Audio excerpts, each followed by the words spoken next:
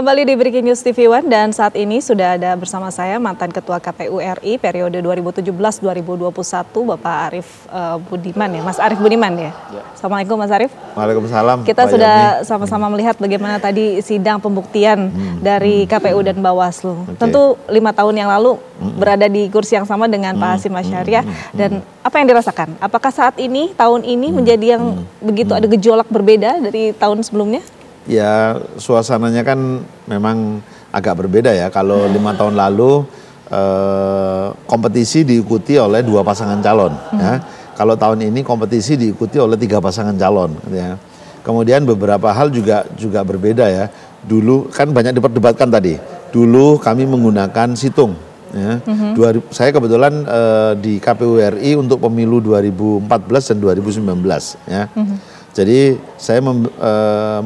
kami menggunakan atau mengembangkan situng di 2014 dan 2019. Sementara di 2024 itu mengembangkan Sirekap. Yang 2 hal ini memang berbeda. Karena Sirekap juga pernah digunakan di era saya terakhir ketika melaksanakan penyelenggaraan Pilkada 2020. Nah, apa yang beda? Situng memang ditujukan untuk menampilkan hasil penghitungan.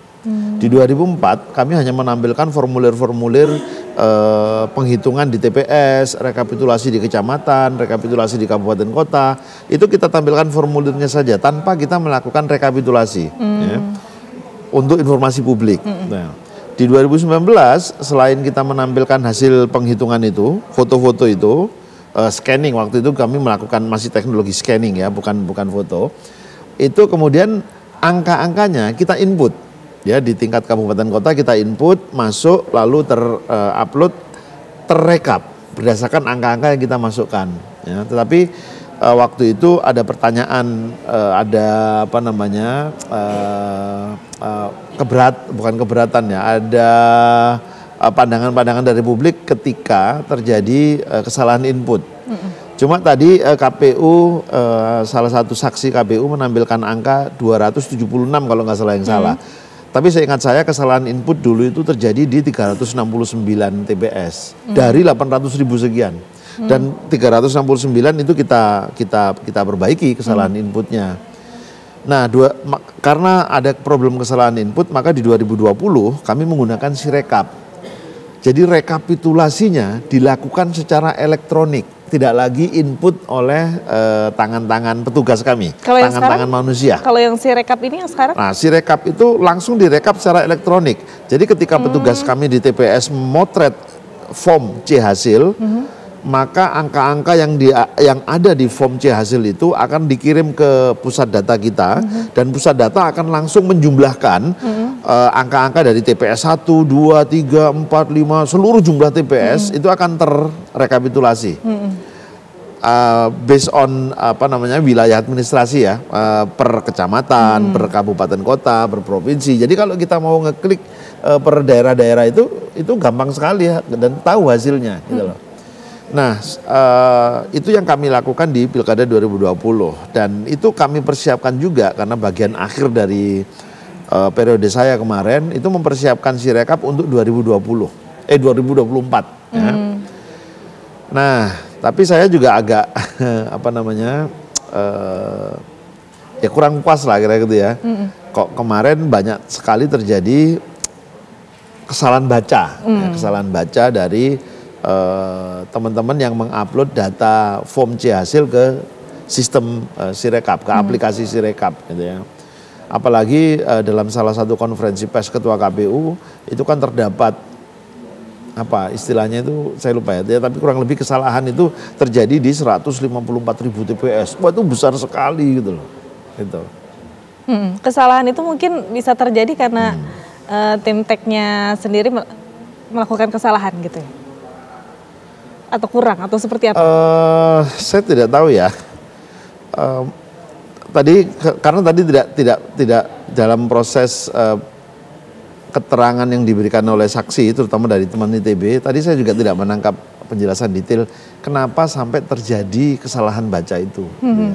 Apakah kamera-kamera petugas KPPS yang kurang akurat membacanya, atau sistem yang salah membacanya, atau Saya tadi karena tidak mengikuti juga sih penjelasan secara full. Kami media juga kerap mengikuti ya si rekap ini, bagaimana hasil dari rekapitulasi begitu ya. Kadang terjadi error, tidak bisa dibuka. Betul. Loading begitu lama. Itu kenapa ya, Mas Arief? Ya mestinya itu bisa terurai ya di persidangan ini ya.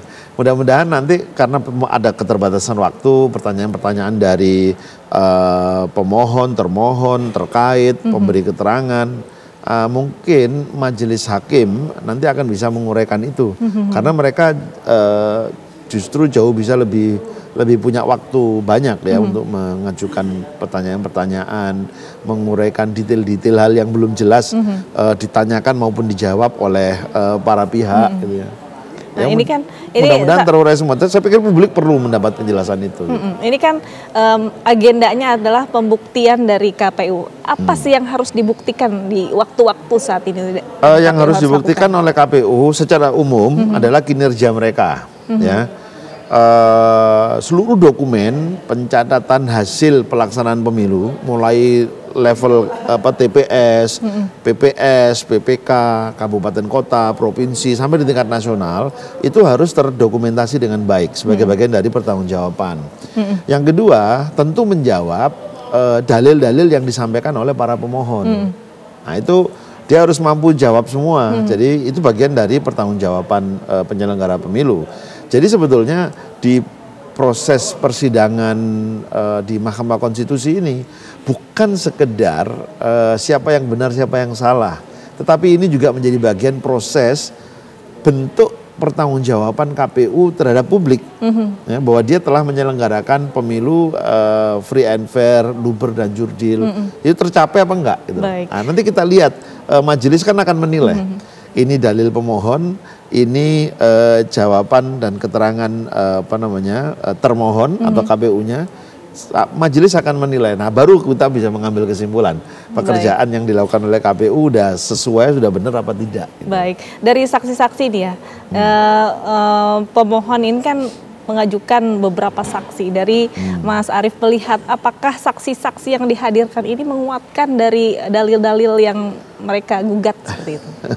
Saya tidak bisa memberikan penilaian itu sebetulnya ya, karena pasti nanti akan bias gitu ya.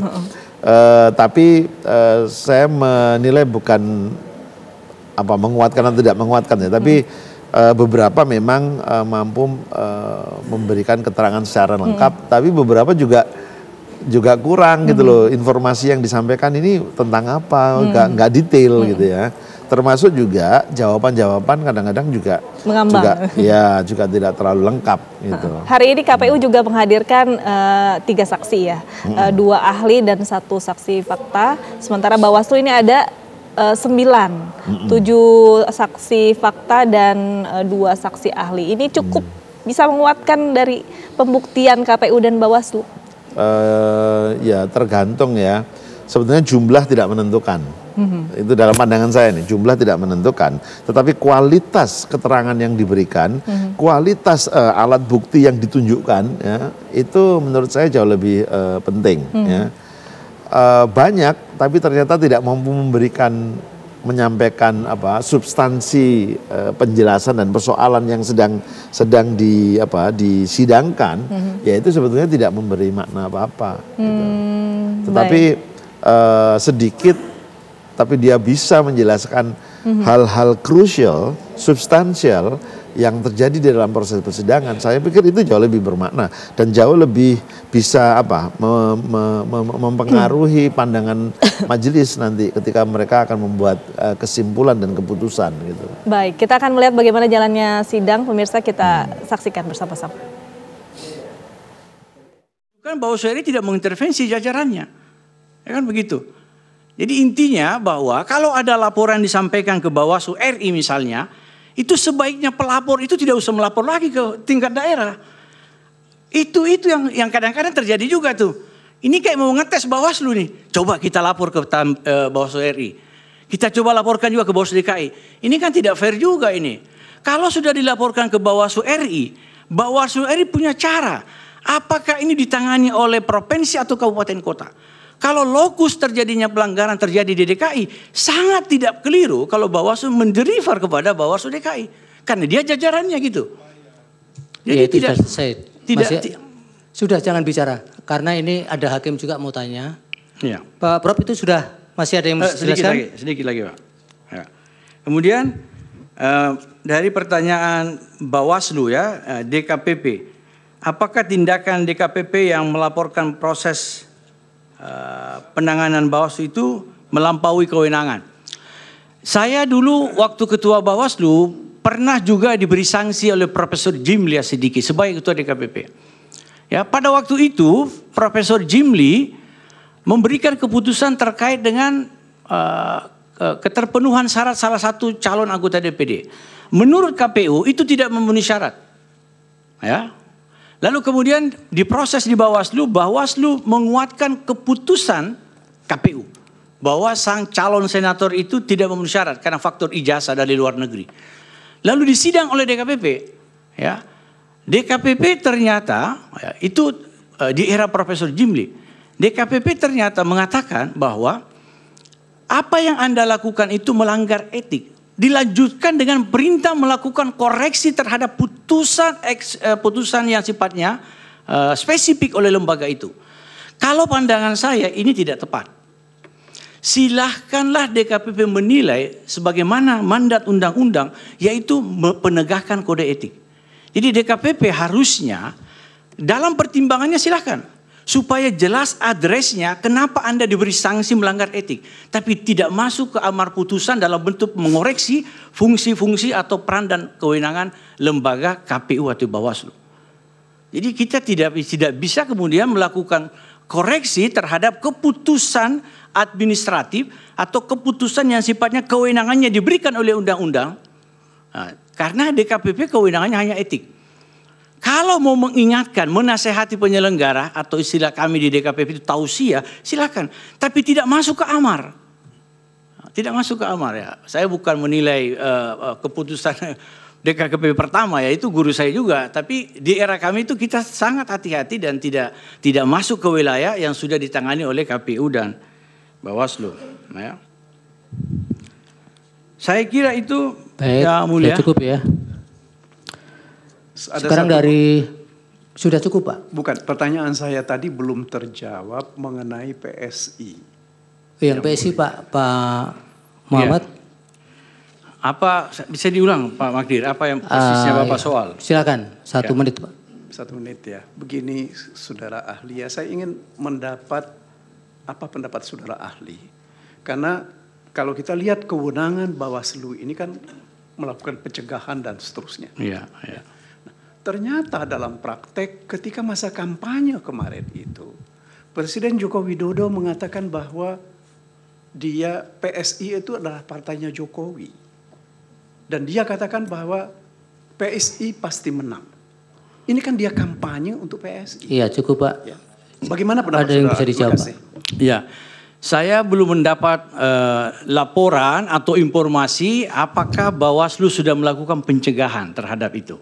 Jadi saya tidak berani menilai. Pandangan saya, Bawaslu memang idealnya melakukan fungsi pencegahan. Kalau ada praktek-praktek yang diduga bisa menunjukkan keberpihakan. Ya. Makanya mohon maaf saudara pemohon 2, karena saya belum mendapat laporan itu apakah sudah dilakukan fungsi. Tapi keyakinan saya ya harusnya sudah dilakukan fungsi-fungsi pencegahan oleh Bawaslu ya, supaya cukup, menghindari proses-proses hukumnya. Dari hakim ada yang mau bertanya juga, ini dari Prof Eni dan yang mulia Pak Ridwan. Prof Eni dulu. Ya baik, terima kasih. Begini Prof Muhammad ya, ahli. Kalau tadi didengar, memang kalau bisa diaktualisasikan parameter atau prinsip-prinsip di dalam penyelenggaraan pemilu yang demokratis sebagaimana dijamin oleh Undang-Undang Dasar, itu menjadi sesuatu yang sangat baik sebenarnya bagi demokrasi kita. Bagaimana itu bisa dioptimalkan? Andai kata misalnya, ini saya kebetulan membaca keterangan dari Bawaslu, itu menyebutkan di situ ada temuan yang memenuhi syarat.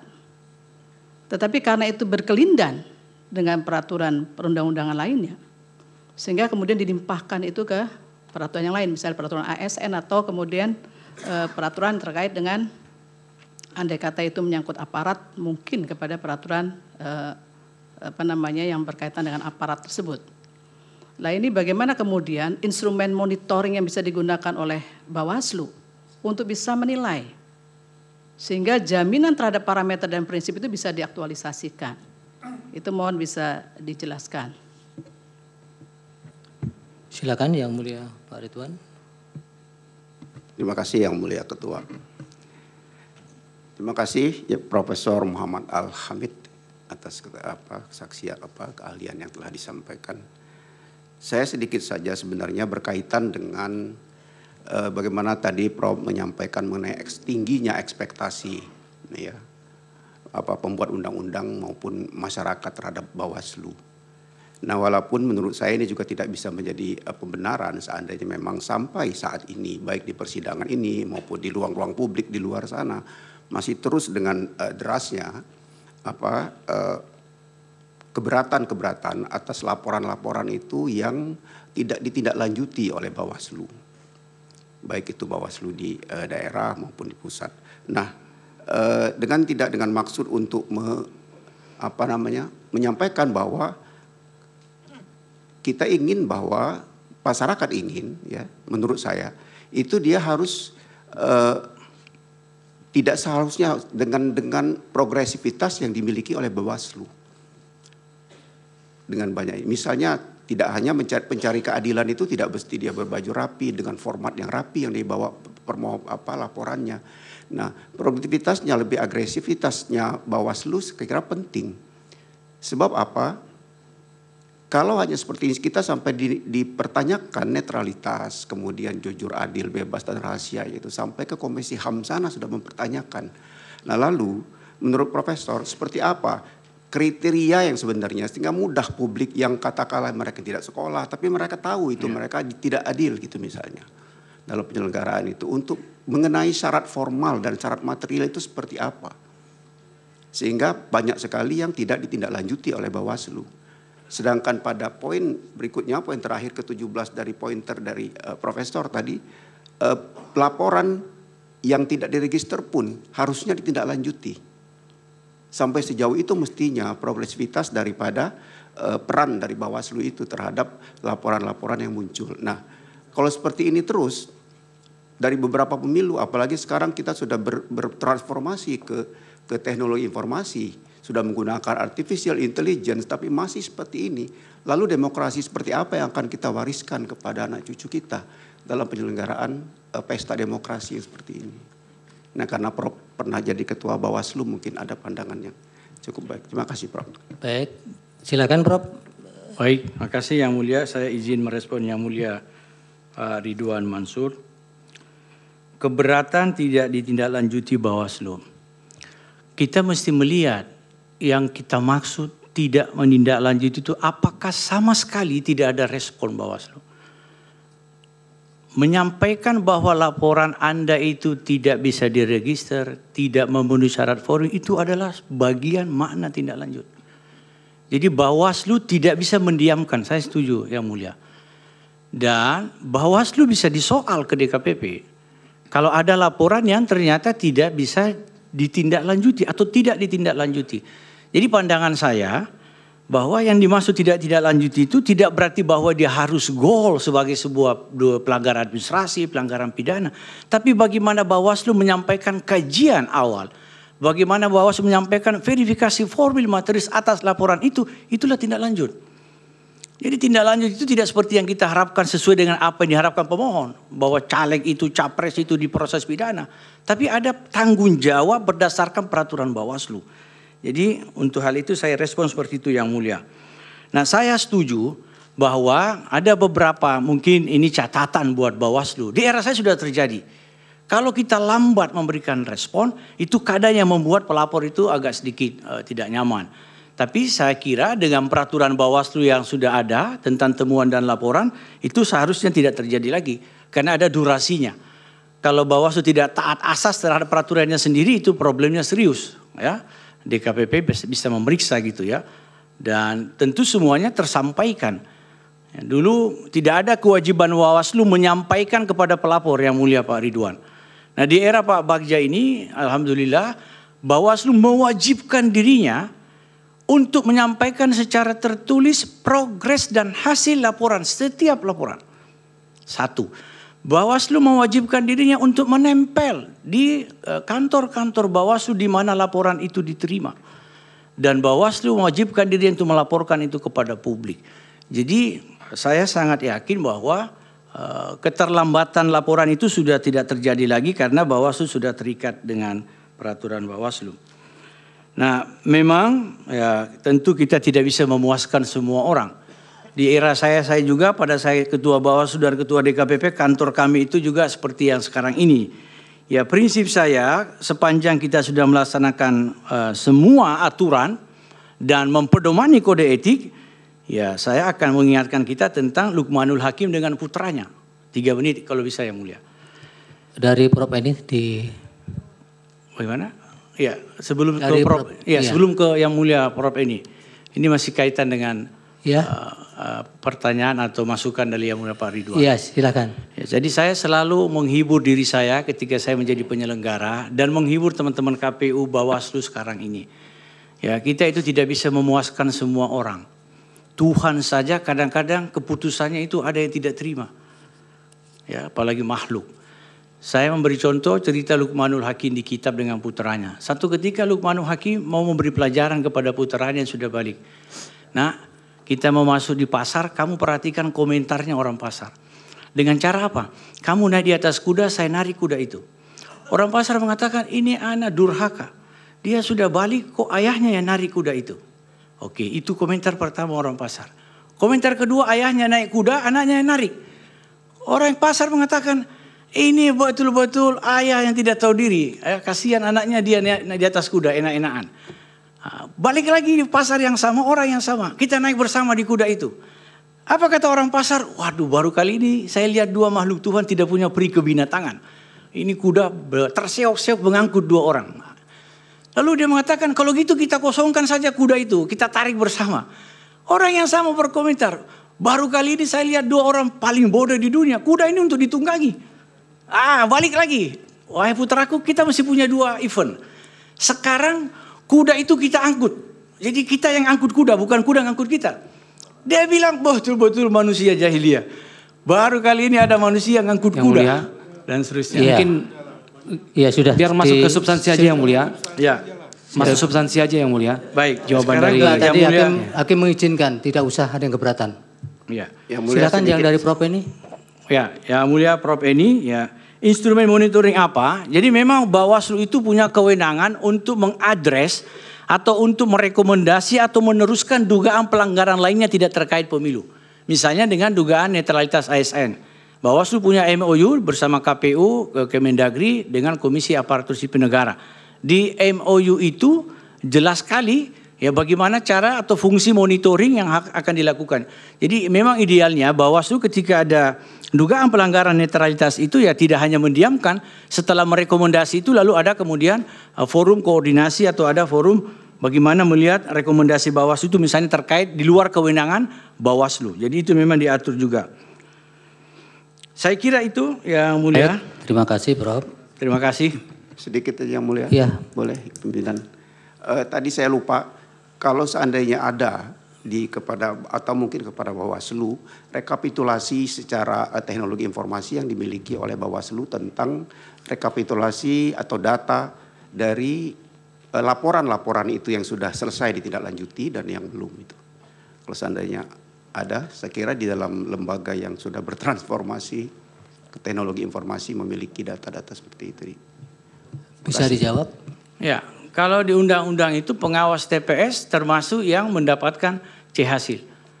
Jadi semua hasil pemilu di seluruh Indonesia di setiap TPS Bawaslu memiliki. Itu yang saya pahami. Karena perintah undang-undang KPPS wajib menyerahkan 1 C hasil kepada selain saksi parpol juga kepada pengawas TPS. Baik, terima kasih Prof. Masih ada. Jadi ahli ini belum menjawab saya sebetulnya. Ya. Karena itu terkait dengan pelaksanaan kepemilian itu, ya. Jadi sebetulnya Yang saya tanya, monitoring apa yang bisa dilakukan oleh Bawaslu untuk memonitor bagaimana tindak lanjutnya yang dikembalikan pada undang-undang yang lain itu. Karena kan tadi prinsip dasarnya adalah prinsip pemilu yang demokratis. Ya, tapi kalau tidak jauh juga nggak apa-apa. Ya, begini Yang Mulia. Jadi Bawaslu tidak bisa memaksa lembaga lain untuk mengeksekusi dugaan pelanggaran di luar kepemiluan. Di era saya itu banyak sekali ASN kita rekomendasi ke KSN. Tapi kita tidak punya instrumen ya untuk bisa quote and quote memaksa KSN untuk menindak aparatnya itu. Ya, ada beberapa kasus rekomendasi Bawaslu terkait tidak netralnya ASN disimpan dalam laci. Kalau dia terpilih ya dianggap kasih peringatan ringan. Jadi itu mungkin kelemahan. Ya, jadi Bawaslu tidak bisa memaksa lembaga lain ketika sudah merekomendasi terjadi dugaan pelanggaran di luar kewenangan Bawaslu untuk agar supaya ditindak sesuai ketentuan peraturan. Paling mengimbau ya itulah nasib Bawaslu begitu. Baik, izin Yang Mulia. Iya, sudah cukup. Ini menjelaskan masalah Prof Eni.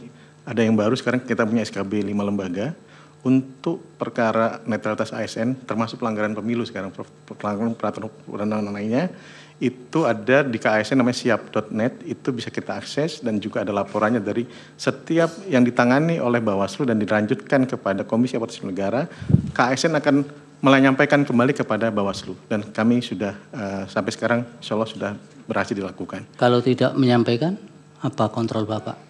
Kalau tidak menyampaikan kami akan menanyakan kepada surat kepada KASN dan teman-teman Bawaslu Provinsi dan Kabupaten Kota juga melakukan hal yang sama. Bukan yang tidak menyampaikan ke ASN-nya. Kami akan menanyakan kepada KASN mengenai rekomendasi dari Bawaslu terhadap ASN yang kami duga untuk melanggar. Mohon Yang Mulia pemohon 02 selalu berkomentar yang saya kira agak mengganggu, annoying. Izin Yang Mulia. Siapa? Dari tim hukumnya. Kedengaran suaranya Yang Mulia, ya. Izin. Kita menghormati lembaga masing-masing, kami menghormati pemohon 02. Ya, nanti kami juga yang punya kewajiban untuk memperingatkan. Cukup ya. Terima kasih ya, Prof. Muhammad. Siap. Ya, keterangannya mudah-mudahan menjadi bahan pertimbangan yang akan dipertimbangkan dalam pengambilan keputusan nanti.